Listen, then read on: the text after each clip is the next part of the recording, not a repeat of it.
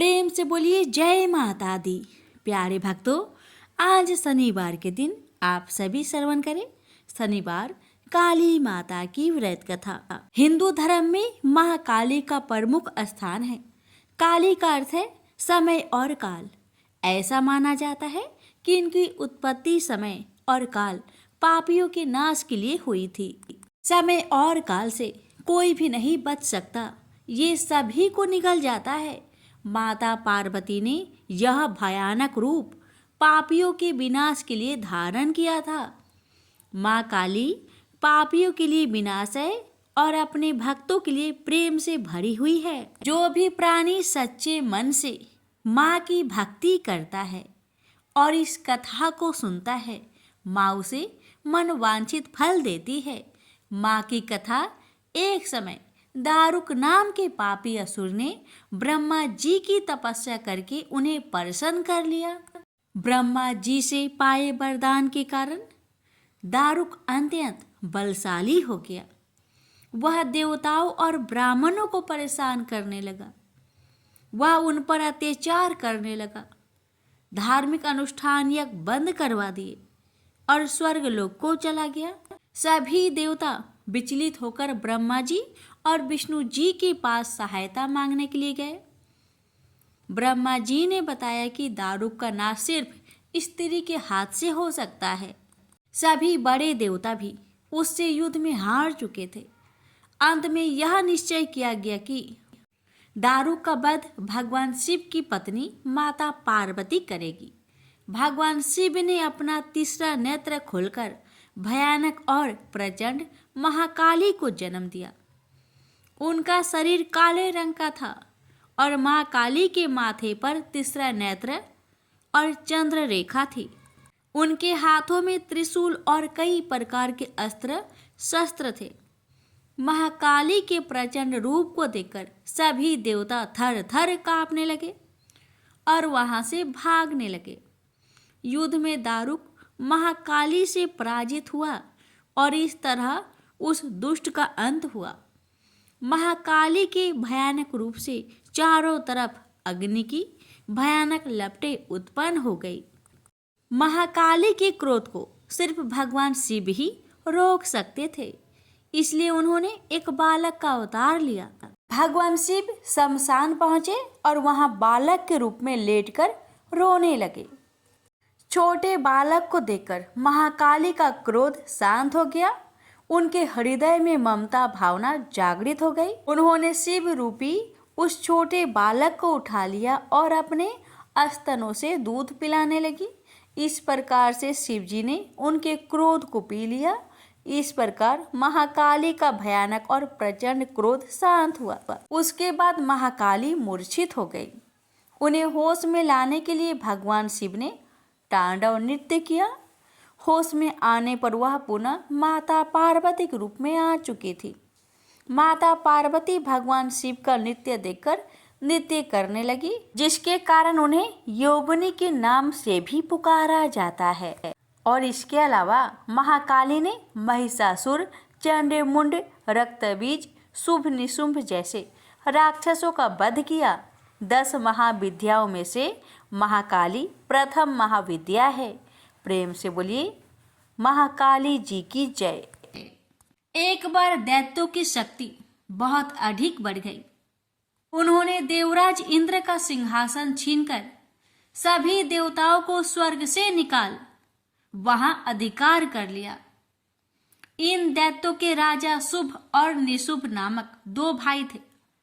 महिषासुर, रक्तबीज, चंडमुंड व धूम्रलोचन जैसे दर्जनों सेना नायक और करोड़ों दैत्य की सुसज्जित सेना उनके पास थी। पराजित देवताओं द्वारा प्रार्थना किए जाने पर आदिशक्ति भगवती भवानी ने दुर्गा के रूप में अवतरित होकर उन दैत्यों का संहार किया था। इस युद्ध के मध्य ही देवी दुर्गा ने अपनी सहायता के लिए अपने ललाट से एक अत्यंत शक्तिशाली और विकराल देवी को प्रकट किया। काली, कलिका, चामुंडा, महाकाली आदि इसी देवी के अनंत नामों में से कुछ नाम हैं। मातेश्वरी दुर्गा के अवतार धारण और उनके द्वारा शुभ निशुभ की संपूर्ण सेना के विनाश की कथा काफी लंबी है। जब भगवती भवानी दुर्गा ने शुभ निशुंभ के सेनापति धूम्रलोचन को सेना सहित यमपुरी पहुंचा दिया तो दैत्यराज शुभ ने चंड मुंड को आदेश दिया कि वो देवी को पकड़कर उसके पास लाए। आज्ञा पाते ही दैत्यों ने जगदम्बा दुर्गा को चारों ओर से घेर लिया और उन्हें पकड़ने मारने की चेष्टा करने लगे। यह देख देवी को बहुत क्रोध आया। क्रोध के कारण उनका मुखमंडल काला पड़ गया, भवें वक्र हो उठी। उसी समय उनकी भौवें के मध्यवर्ती भाग और ललाट से विकराल मुख वाली काली नामक देवी प्रकट हुई। अत्यंत भयंकर और शक्तिशाली होने के बावजूद काली मां का शरीर अत्यंत कृशकाय था। उनके शरीर में नाम मात्र का मांस था, केवल अस्थि पंजर नजर आता था, जिससे वे अत्यंत भयावह दिखाई पड़ रही थी। काली, कालिका, महाकाली, चामुंडा और चामुंडा आदि नामों से विख्यात चार भुजा वाली यह देवी अपने हाथों में तलवार, पास और विचित्र खड्ग धारण किए हुए थी। वह चीते की चमड़े की साड़ी पहने नर मुंडों की माला से अलंकृत थी।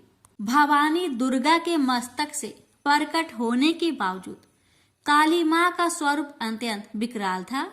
वे काफी लंबी पतली थी और किसी भी वाहन पर सवार नहीं थी। उनका मुखमंडल बहुत अधिक बड़ा था। उनकी लंबी जीभ काफी बाहर तक निकली हुई थी। उनकी आंखें अंगारों की तरह दहक रही थी और अपनी भीषण गर्जना से पृथ्वी आकाश को कपा रही थी।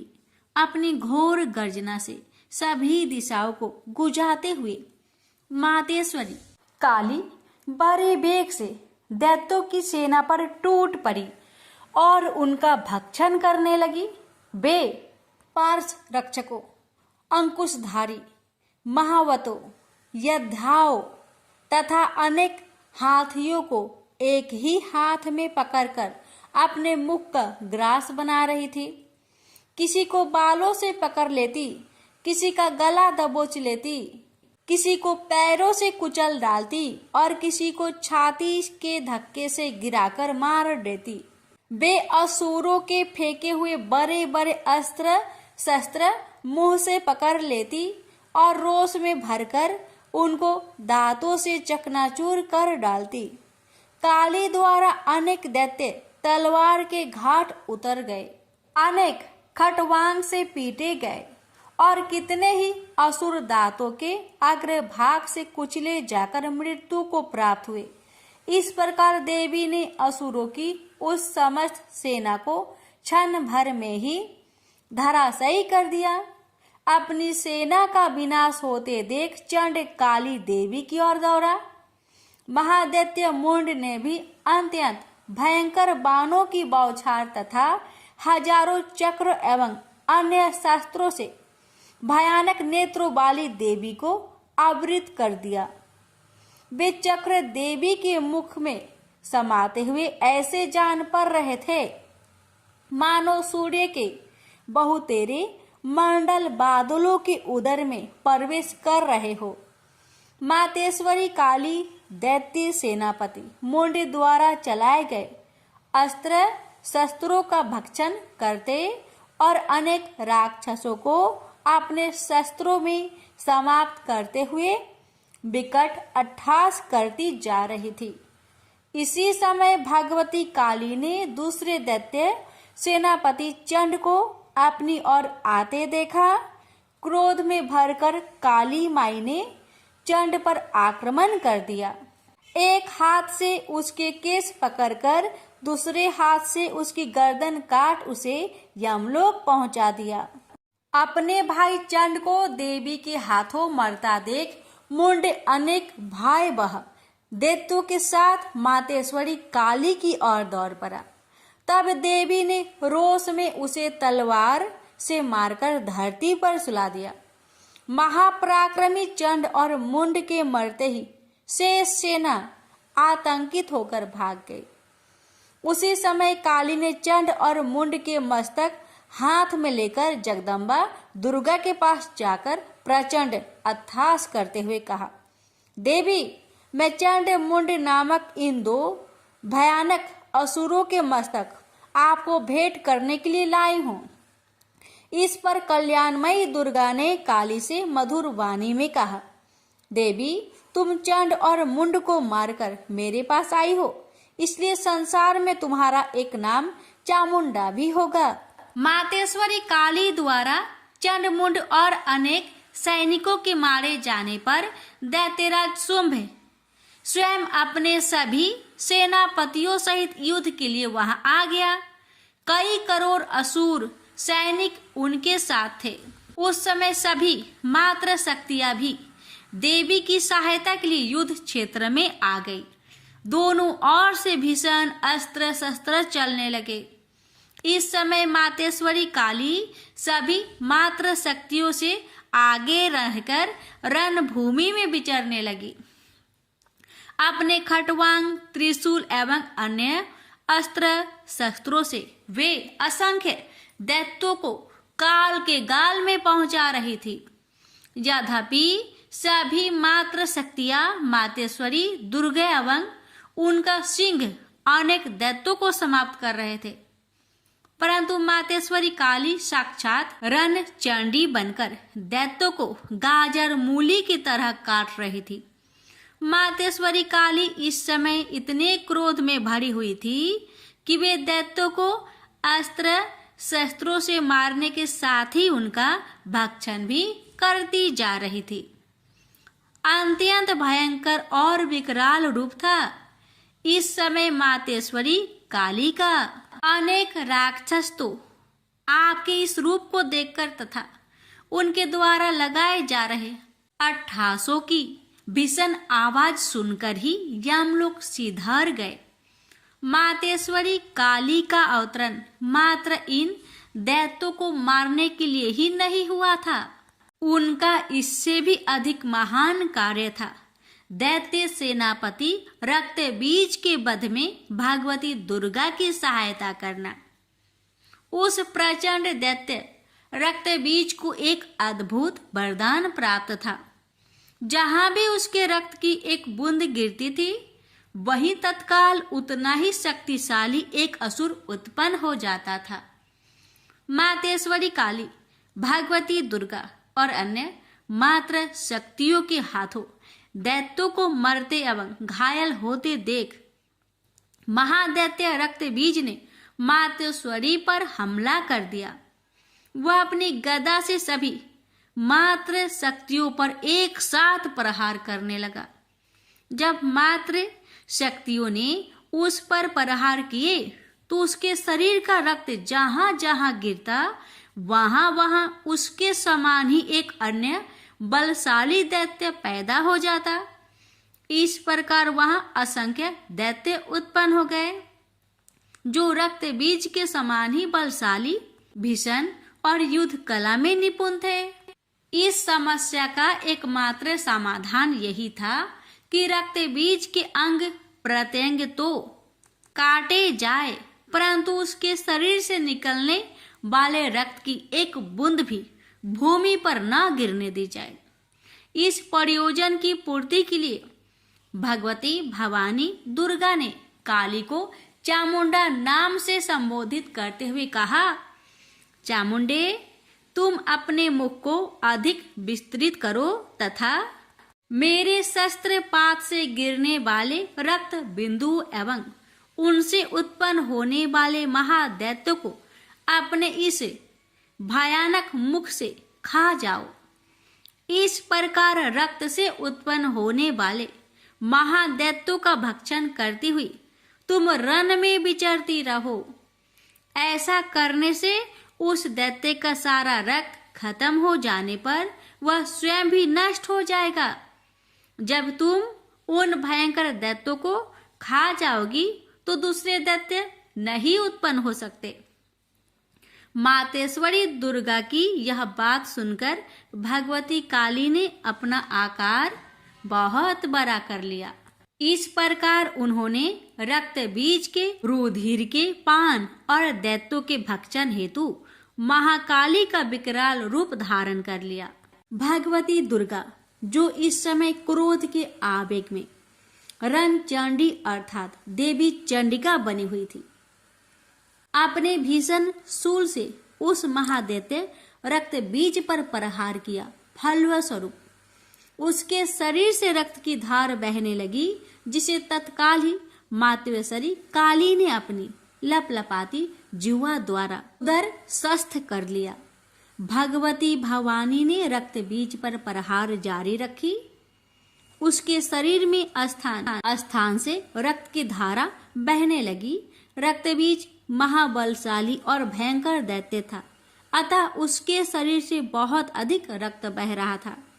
परंतु उसका जितना भी रक्त बह रहा था, काली माँ अर्थात देवी चामुंडा उसे तत्काल पीती जा रही थी। इस रक्त को पीते समय रुधिर से काली के मुख में जो महादैत्य उत्पन्न हुए, उन्हें भी वे उदरस्थ करती चली गई। इस प्रकार भगवती दुर्गा रक्त बीज पर प्रहार करती रही और मातेश्वरी काली उस रुधिर का पान करती रही। इस समय रक्त बीज के रक्त और उनसे उत्पन्न असंख्य दैत्यों को भक्षण करने के लिए भगवती काली ने अपने मुख का आकार अत्यंत विस्तृत कर लिया था। उन्होंने संपूर्ण रणभूमि में अपनी जिह्वा को फैला दिया था। रक्त बीज तथा अन्य सभी असुरों को मारने के पश्चात मातेश्वरी काली सभी मात्र शक्तियों सहित भगवती दुर्गा में लीन हो गई।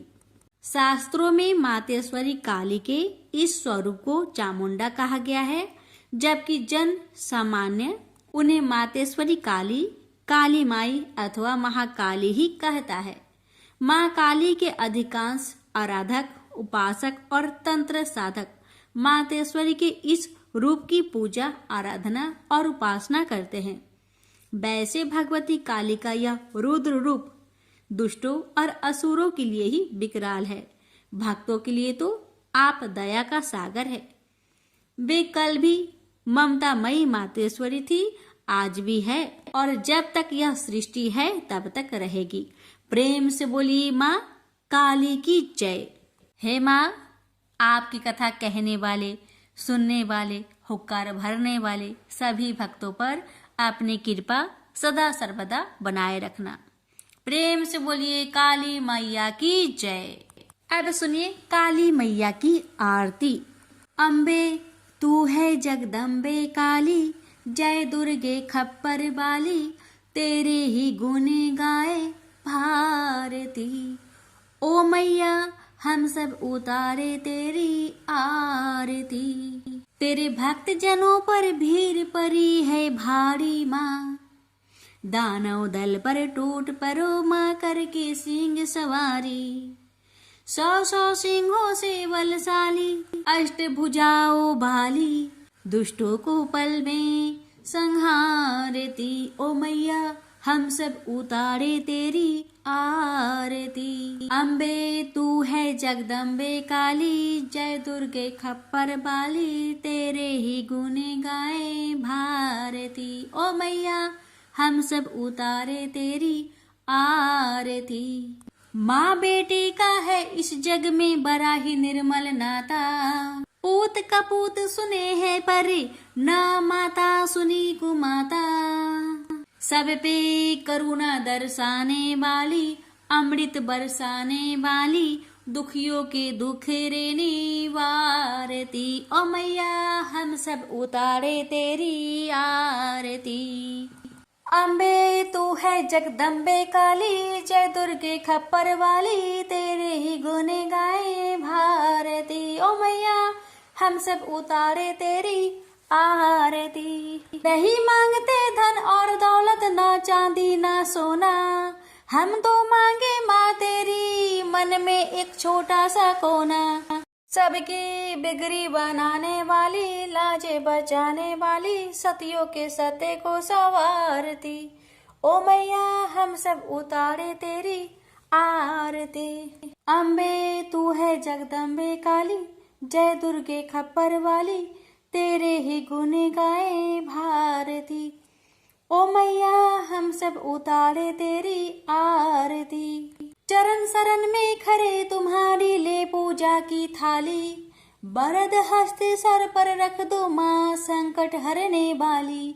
माँ भर दो भक्ति रसे प्याली, अष्ट भुजाओ बाली, भक्तों के कारज तू ही सारती। ओ मैया हम सब उतारे तेरी आरती। अम्बे तू है जगदम्बे काली, जय दुर्गे खप्पर वाली, तेरे ही गुण गाए भारती।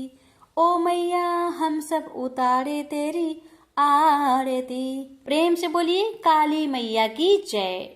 जय शनिदेव। शनिदेव की पौराणिक जन्म कथा।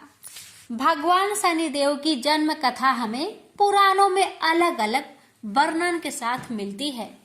शनिदेव का जन्म ज्येष्ठ माह के कृष्ण अमावस्या के दिन हुआ था। हालांकि कुछ ग्रंथों में शनिदेव का जन्म भाद्रपद मास की शनि अमावस्या को माना गया है। एक अन्य कथा अनुसार भगवान शनिदेव का जन्म ऋषि कश्यप के आविर्भाव कत्व यज्ञ से हुआ माना जाता है। लेकिन स्कंद पुराण के काशी खंड अनुसार शनि भगवान के पिता सूर्य और माता का नाम छाया है। उनकी माता को स्वर्णा भी कहते हैं। लेकिन इसके पीछे एक कहानी है। राजा दक्ष की कन्या संज्ञा का विवाह सूर्य देव के साथ हुआ। संज्ञा सूर्य देव के तेज से परेशान रहती थी, तो वह सूर्य देव की अग्नि को कम करने का सोचने लगी। दिन बीतते गए और संज्ञा ने वैवस्वत, मनु, यमराज और यमुना नामक तीनों संतानों को जन्म दिया। फिर संज्ञा ने निर्णय लिया कि वे तपस्या कर सूर्य देव के तेज को किसी भी तरह से कम करेगी। लेकिन बच्चों के पालन और सूर्य देव को इनकी भनक ना लगे, इसके लिए उन्होंने एक युवती निकाली। उन्होंने अपने तप से अपनी ही तरह की एक महिला को पैदा किया और उसका नाम स्वर्णा रखा। यह संज्ञा की छाया की तरह थी, इसलिए इसका नाम छाया हुआ।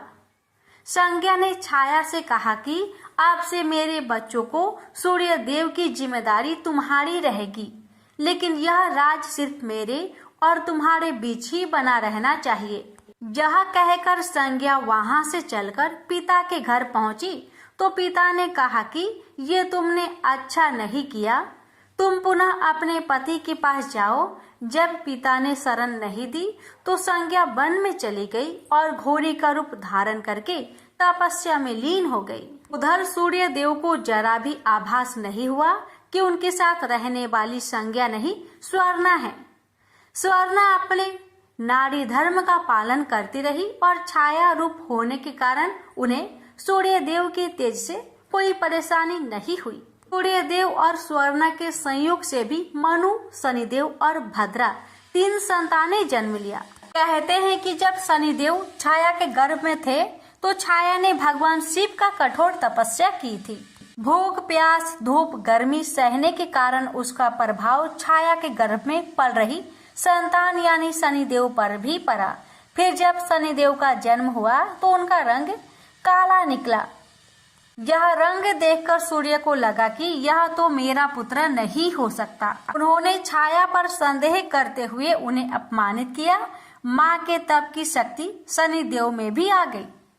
उन्होंने क्रोधित होकर अपने पिता सूर्य देव को देखा तो सूर्य देव उनकी शक्ति से काले पड़ गए और उनको कुष्ठ रोग हो गया। अपनी यह दशा देखकर घबराए हुए सूर्य देव भगवान शिव की शरण में पहुँचे।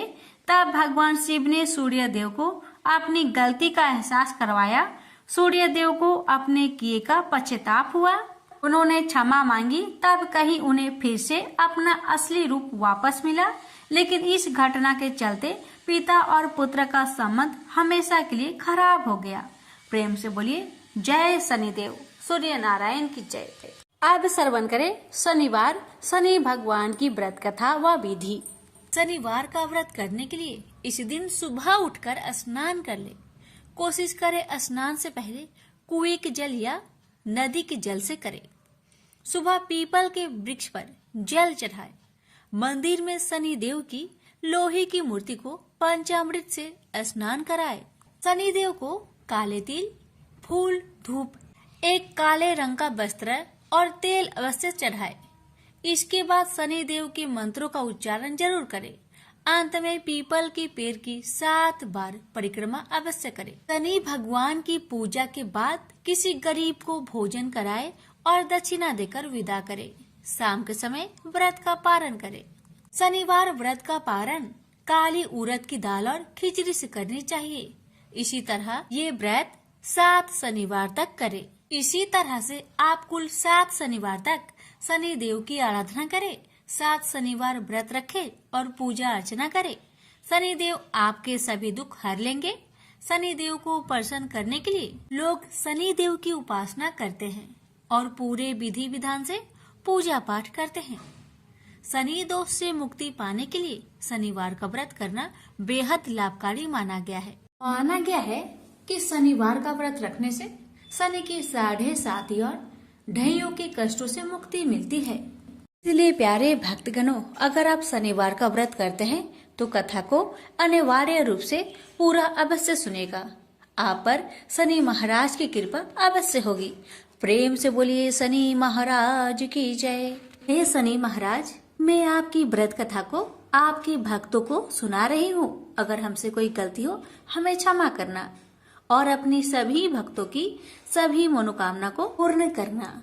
प्रेम से बोलिए शनि महाराज की जय। एक समय स्वर्ग लोक में सबसे बड़ा कौन, ये प्रश्नों को लेकर नव ग्रहों में वाद विवाद हो गया। विवाद इतना बढ़ा कि परस्पर भयंकर युद्ध की स्थिति बन गई। निर्णय के लिए सभी देवता देवराज इंद्र के पास पहुंचे और बोले, हे देवराज, आपको निर्णय करना होगा कि हम में से सबसे बड़ा कौन है।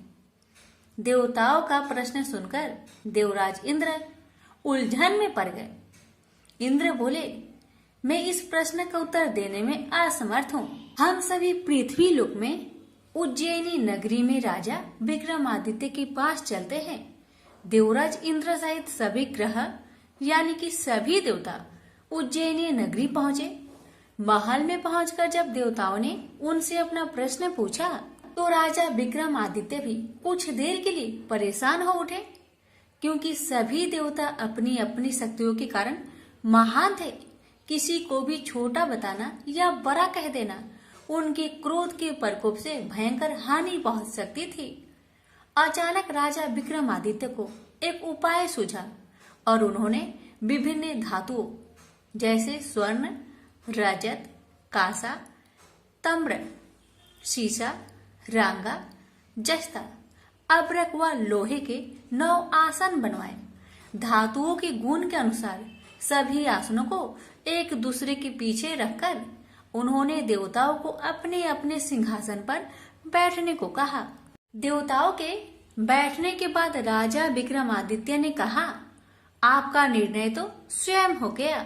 जो सबसे पहले सिंहासन पर विराजमान है वही सबसे बड़ा है। राजा विक्रमादित्य के निर्णय को सुनकर शनि देवता ने सबसे पीछे आसन पर बैठने के कारण अपने को छोटा जानकर क्रोधित होकर कहने लगे, राजा विक्रमादित्य, तुमने मुझे सबसे पीछे बैठाकर मेरा अपमान किया है। तुम मेरी शक्तियों से परिचित नहीं हो। मैं तुम्हारा सर्वनाश कर दूंगा। शनि ने कहा, सूर्य एक राशि पर 1 महीने, चंद्रमा 2.25 दिन, मंगल 1.5 महीने, बुध और शुक्र 1 महीने, बृहस्पति 13 महीने रहते हैं। लेकिन मैं किसी राशि पर 7.5 वर्ष तक रहता हूँ। बड़े बड़े देवताओं को मैंने अपने प्रकोप से पीड़ित किया है। राम को 7.5 के कारण ही वन में जाकर रहना पड़ा और रावण को 7.5 के कारण ही युद्ध में मृत्यु का शिकार बनना पड़ा। राजा, अब तू भी मेरे प्रकोप से नहीं बच सकता। इसके बाद अन्य ग्रहों के देवता तो प्रसन्नता के साथ चले गए, परंतु शनि भगवान बड़े क्रोध के साथ वहां से विदा हुए। राजा विक्रमादित्य पहले की तरह ही न्याय करते रहे। उनके राज्य में सभी स्त्री पुरुष बहुत आनंद से जीवन यापन कर रहे थे। कुछ दिन ऐसे ही बीत गए। उधर शनि देवता अपने अपमान को भूल नहीं पाए थे। विक्रमादित्य से बदला लेने के लिए एक दिन शनि भगवान ने घोड़े के व्यापारी का रूप धारण किया और बहुत से घोड़ों के साथ उज्जैनी नगरी पहुंचे। राजा विक्रमादित्य ने राज्य में किसी घोड़े के व्यापारी की आने का समाचार सुना तो अपने अश्वपाल को कुछ घोड़े खरीदने के लिए भेजा। घोड़े बहुत कीमती थे। अश्वपाल ने जब वापस लौटकर इस संबंध में बताया तो राजा विक्रमादित्य ने स्वयं आकर एक सुंदर व शक्तिशाली घोड़े को पसंद किया।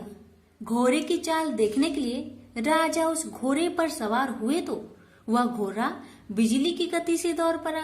तेजी से दौड़ता घोड़ा राजा को दूर एक जंगल में ले गया और फिर राजा को वहां गिराकर जंगल में कहीं गायब हो गया। राजा अपने नगर को लौटने के लिए जंगल में भटकने लगा, लेकिन उन्हें लौटने का कोई रास्ता नहीं मिला। राजा को भूख प्यास लगाई। बहुत घूमने पर उसे एक चरवाहा मिला। राजा ने उससे पानी मांगा। पानी पीकर राजा ने उस चरवाहे को अपनी अंगूठी दे दी। फिर उससे रास्ता पूछकर वह जंगल से निकलकर पास के नगर में पहुंचा। राजा ने एक सेठ की दुकान पर बैठकर कुछ देर आराम किया। उस सेठ ने राजा से बातचीत की तो राजा ने उसे बताया कि मैं उज्जैनी नगरी से आया हूँ। राजा के कुछ देर दुकान पर बैठने से सेठ जी की बहुत बिक्री हुई। सेठ ने राजा को बहुत भाग्यवान समझा और खुश होकर उसे अपने घर भोजन के लिए ले गया। सेठ के घर में सोने का एक हार खूंटी पर लटका हुआ था। राजा को उस कमरे में छोड़कर सेठ कुछ देर के लिए बाहर गया। तभी एक आश्चर्यजनक घटना घटी। राजा को देखते ही देखते सोने के उस हार को खूंटी ने निकल गई। सेठ ने कमरे में लौटकर हार को गायब देखा तो चोरी का संदेह राजा पर किया, क्योंकि उस कमरे में राजा ही अकेले बैठा था। सेठ ने अपने नौकरों से कहा कि इस परदेसी को रस्सियों से बांधकर नगर के राजा के पास ले चलो। राजा ने विक्रमादित्य से हार के बारे में पूछा तो उन्होंने बताया कि मेरे आंखों के ही सामने खूंटी ने उस हार को निगल लिया था। विक्रमादित्य की बात को सुनकर राजा बहुत क्रोध से भर गए। उन्हें लगा विक्रमादित्य झूठ कह रहे हैं, इसलिए राजा ने क्रोधित होकर चोरी करने के अपराध में विक्रमादित्य के हाथ पांव काटने की आदेश दे दिया। राजा विक्रमादित्य के हाथ पांव काटकर उसे नगर के सड़क पर छोड़ दिया गया। कुछ दिन बाद एक तेली उसे उठाकर अपने घर ले गया और उसे अपने कोल्हू पर बैठा दिया। राजा आवाज देकर बैलों को हाँकता रहता। इस तरह तेली का बैल चलता रहा और राजा को भोजन मिलता रहा। शनि देव के प्रकोप के साधे साथी पूरी होने पर वर्षा ऋतु प्रारंभ हुई। राजा विक्रमादित्य एक रात मेघ मल्हार गा रहे थे कि तभी नगर के राजा की लड़की राजकुमारी मोहिनी रथ पर सवार उस तेली के घर के पास से गुजर रही थी। उसने मेघ मल्हार सुना तो उसे बहुत अच्छा लगा और दासी को भेजकर गाने वाले को बुला लाने को कहा। दासी ने लौटकर राजकुमारी को अपंग राजा के बारे में सब कुछ बता दिया। राजकुमारी उसके मेघ मल्हार से बहुत मोहित हुई थी, अतः उसने सब कुछ जानकर भी अपंग राजा से विवाह करने का निश्चय कर लिया। राजकुमारी ने अपने माता पिता से जब यह बात कही तो वे हैरान रह गए। रानी ने मोहिनी को समझाया, बेटी तेरे भाग्य में तो किसी राजा की रानी होना लिखा है, फिर तू उस अपंग से विवाह करके अपने पांव पर कुल्हाड़ी क्यों मार रही हो। राजकुमारी ने अपनी जिद्दी नहीं छोड़ी। अपनी जिद्दी पूरी करने के लिए उसने भोजन करना तक छोड़ दिया और प्राण त्याग देने का निश्चय कर लिया। आखिर राजा रानी को विवश होकर अपंग विक्रमादित्य से राजकुमारी का विवाह करना पड़ा। विवाह के बाद राजा विक्रमादित्य और राजकुमारी तेली के घर रहने लगे। उसी रात सपने में शनि भगवान ने राजा से कहा, राजा तुमने मेरा प्रकोप देख लिया। मैंने तुम्हें अपने अपमान का दंड दिया है। राजा ने शनि भगवान से हाथ जोड़कर क्षमा प्रार्थना की कि हे भगवान, आपने जितना दुख मुझे दिया अन्य किसी को ना देना। शनि भगवान ने कुछ सोचकर कहा, राजा, मैं तुम्हारी प्रार्थना स्वीकार करता हूँ। जो कोई स्त्री पुरुष मेरा पूजा करेगा, शनिवार को व्रत करके मेरी व्रत कथा सुनेगा, उस पर मेरी अनुकंपा सदा बनी रहेगी। प्रातःकाल राजा विक्रमादित्य की नींद खुली तो उसने अपने हाथ पांव देखकर राजा को बहुत खुशी हुई। उसने मन ही मन शनि भगवान को प्रणाम किया। राजकुमारी भी राजा के हाथ पांव सही सलामत देखकर आश्चर्य में डूब गई। तब राजा विक्रमादित्य ने अपना परिचय देते हुए शनि भगवान की प्रकोप की सारी कहानी सुनाई। सेठ को जब इस बात का पता चला तो दौड़ता हुआ तेली के घर पहुंचा और राजा के चरणों में गिरकर क्षमा मांगने लगा। राजा ने उसे क्षमा कर दिया क्योंकि यह सब तो शनि भगवान के प्रकोप से हुआ था। सेठ राजा को अपने घर ले गया और उसे भोजन कराया। भोजन करते समय वहां एक अनोखी घटना घटी। सबके देखते देखते उस खुटी ने हार को उगल दिया। सेठ जी ने अपनी बेटी का विवाह भी राजा के साथ कर दिया और बहुत से स्वर्ण आभूषण, धन आदि देकर राजा को विदा किया। राजा विक्रमादित्य राजकुमारी मोहिनी और सेठ के साथ उज्जैनी पहुंचे तो नगर वासियों ने हर्ष से उनका स्वागत किया। अगले दिन राजा विक्रमादित्य ने पूरे राज्य में घोषणा कराई कि शनिदेव सब देवों से सर्वश्रेष्ठ हैं। प्रत्येक स्त्री पुरुष शनिवार का उनको व्रत करे और व्रत कथा अवश्य सुने। राजा विक्रमादित्य की घोषणा से शनिदेव बहुत प्रसन्न हुए। शनिवार का व्रत करने और व्रत कथा सुनने के कारण सभी लोगों की मनोकामनाएं शनिदेव की अनुकंपा से पूरी होने लगी। सभी लोग आनंद पूर्वक रहने लगे। प्रेम से बोली शनि महाराज की जय। हे शनि महाराज, आपकी कथा कहने वाले, सुनने वाले, हुक्कार भरने वाले सभी भक्तों की सभी मनोकामना को पूर्ण करना, सभी की कष्टों को दूर करना। प्रेम से बोलिए शनि महाराज की जय। आप श्रवण करें शनि महाराज और ब्राह्मण की कथा। बहुत समय पहले की बात है। एक ब्राह्मण और ब्राह्मणी एक गांव में रहा करते थे। ब्राह्मण हर रात अपने सपने में नीली घोड़ी पर नीले कपड़े पहने एक आदमी को देखता था और वह आदमी कहता था, हे ब्राह्मण देवता, मैं तेरे लगूंगा। ब्राह्मण घबराकर उठ जाता और अगले दिन यही सपना उसे फिर आता। यह सपना उसे रोज आने लगा। ब्राह्मण बहुत परेशान हो गया और चिंता के मारे दुबला होने लगा, सूखने लगा। तो एक दिन उसकी पत्नी ने उससे कारण पूछा, हे ब्राह्मण देवता, आपको मैं इतनी अच्छी अच्छी भोजन पकाकर देती हूँ, फिर भी क्या कारण है कि आप दुबले होते जा रहे हैं? ब्राह्मण ने अपनी सपने की सारी बात पत्नी को बताया। ब्राह्मणी बोली, मुझे लगता है अवश्य ही वो शनि महाराज होंगे।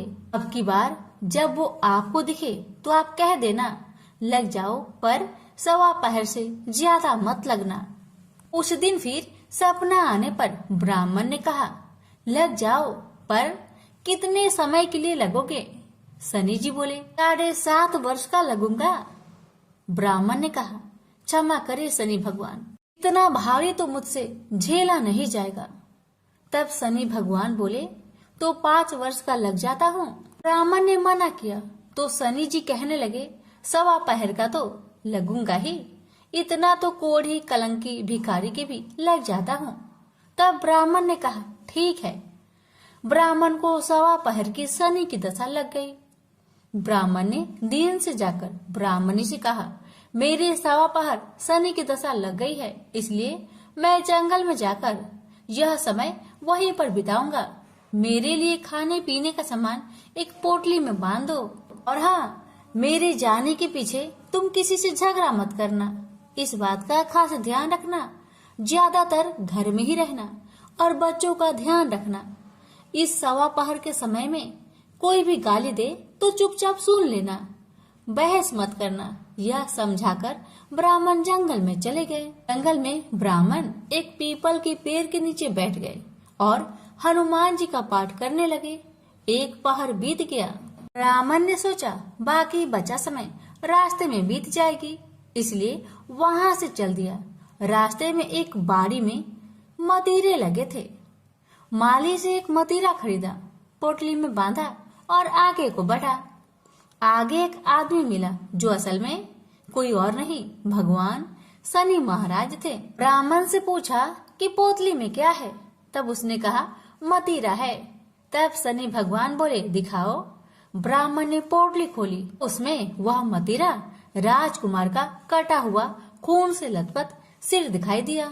तो शनि भगवान ब्राह्मण को राजा के पास ले गए और कहा कि इस ब्राह्मण ने राजकुमार की हत्या कर दी है, इसके पास पोटली में राजकुमार का सिर है। राजा ने कहा मैं यह नहीं देख सकता, इस ब्राह्मण को सूली पर चढ़ा दो। राजा के यहाँ हाहाकार मच गया। ब्राह्मण को सूली चढ़ाने से पहले पूछा गया कि तुम्हारी कोई आखिरी इच्छा हो तो बताओ। ब्राह्मण ने सोचा किसी तरह अपहर पूरा बस हो जाए। ब्राह्मण ने सोच समझकर कहा। उसने कहा कि वह रोज बालाजी का कथा सुनता है, मरने से पहले अंतिम बार बालाजी का कथा सुनना चाहता है। ब्राह्मण को कथा सुनाने का प्रबंध किया गया। कथा कहते कहते सवा पहर पूरा हो गया। शनि की दशा टलते ही राजकुमार शिकाल खेल कर लौटा हुआ दिखाई दिया। राजकुमार को आता देखकर राजा बहुत खुश हुआ, लेकिन उसे निर्दोष ब्राह्मण की हत्या का दोष लगने का डर सताने लगा।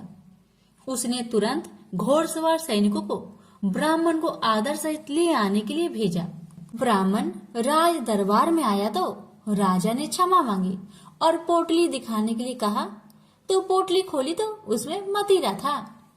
राजा ने इन सब के बारे में पूछा तो ब्राह्मण ने बताया मुझे सवा पहर की शनिचर की दशा लग गई थी, इस कारण यह सब तमाशा हुआ।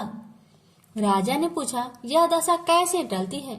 ब्राह्मण बोला राजा या सेठ के लगे तो काला हाथी या काला घोड़ा दान करे, गरीब के लगे तो पीपल की पूजा करे और बोले साचा शनिचर कहिए जाके पाओ सदा ही पढ़िए। अपने भगवान की कहानी सुने, तिल का तेल और काला उड़द दान करे, काले कुत्ते को तेल से चुपर कर रोटी खिलाए तो शनिचर की दशा उतर जाती है।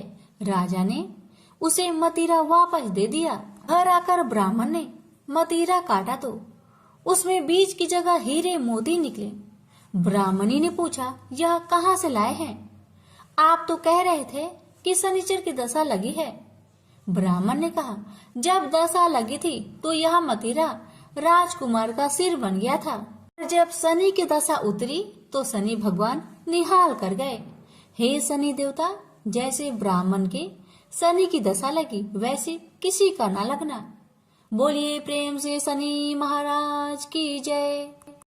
जय जय श्री शनि देव भक्तन हितकारी, सूरज के पुत्र प्रभु छाया महातारी, सूरज के पुत्र प्रभु छाया महातारी। जय जय श्री शनिदेव, जय जय श्री शनिदेव। श्याम अंक वक्र दृष्टि चतुर्भुजाधारी, नीलांबर धारनाथ गज की आसवाड़ी। जय जय जय श्री शनिदेव, जय जय जय श्री शनिदेव। क्रीट मुकुट शीस रजित दीपक है लीलाड़ी, मुक्तन की माला गले शोभित बलिहारी। जय जय श्री शनिदेव, जय जय जय श्री शनिदेव। मोदक मिष्टान पान चढ़त है सुपारी, लोहा तिल तेल उड़द महिषी अति प्यारी, लोहा तिल तेल उड़द महिषी अति प्यारी। जय जय श्री शनिदेव, जय जय श्री शनिदेव। देव दनुज ऋषि मुनि सुमरिन नर नारी, विश्वनाथ धरत ध्यान शरण है तुम्हारी, विश्वनाथ धरत ध्यान शरण है तुम्हारी। जय जय श्री शनिदेव, जय जय श्री शनिदेव। प्रेम से बोलिए शनि भगवान की जय।